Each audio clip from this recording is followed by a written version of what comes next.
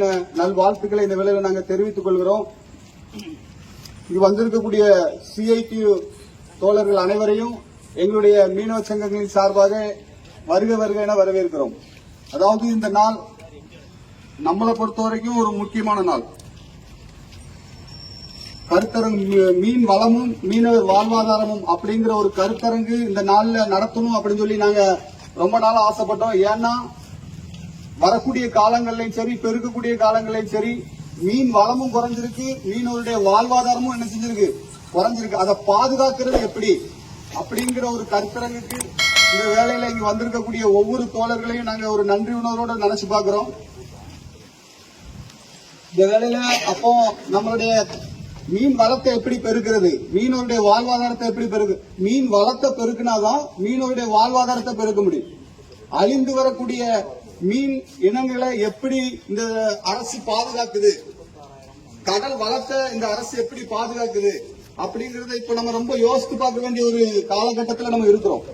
நல்லாவே தெரியும், இந்த மன்னார் வளைகுடா கடல் பகுதி அரிய வகை மீன்கள் அதிகமா வாழக்கூடிய, நிறைய ஒரு 130, 140, 150க்கும் மேற்பட்ட மீன் அரிய வகை மீன் உயிரினங்கள் வாழக்கூடிய இந்த பகுதி இன்றைக்கு அப்படிப்பட்ட மீன் நிலங்கள் அழிந்து கொண்டிருக்கக்கூடிய ஒரு காலகட்டத்தில் நம்ம இருக்கிறோம். அதனால மீனுடைய வாழ்வாதாரம் என்ன செய்யப்பட்டிருக்கு, பாதுகாக்கப்பட்டு அழிக்கப்பட்டிருக்கு. இந்த நச்சு ஆலைகள்னாலையும் இந்த மாசு அதிகமா கடல்ல கலக்கிறதுனாலையும், இந்த பிளாஸ்டிக்கா இருக்கட்டும் எதுவா இருக்கட்டும் அது கடல்ல கலக்கிறதுனாலையும் இன்றைக்கு மீன் வளம் குறைஞ்சிருக்கு.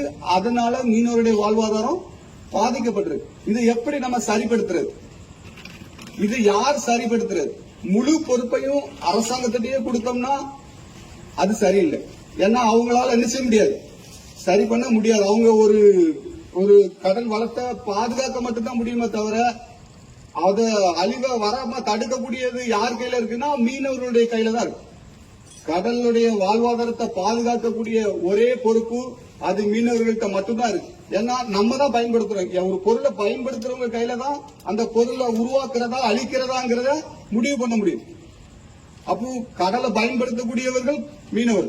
அப்போ அதை என்ன செய்யணும், அதை பயன்படுத்தணும். இப்போ இந்த பகுதியில முன்னாலே மாதிரியான மீன்கள் அழியக்கூடிய முக்கிய காரணம் என்ன அப்படின்னு கேட்டா, நம்மளுடைய பெரிய துறைமுகம் VOC போர்ட் நம்ம பெரிய வளர்ச்சியில இந்திய அளவுல